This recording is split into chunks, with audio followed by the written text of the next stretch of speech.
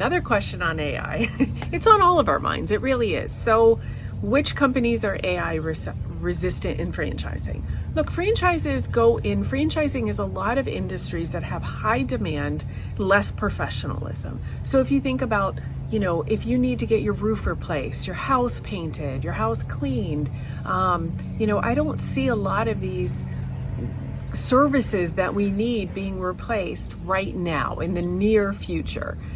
Getting your dog groomed, children tutored, going to the gym, having a smoothie, an acai bowl. Like, there's all of these things that I just don't see the services being replaced by AI. I think right now the fear in AI is more, white collar professional jobs that can be replaced by some technology.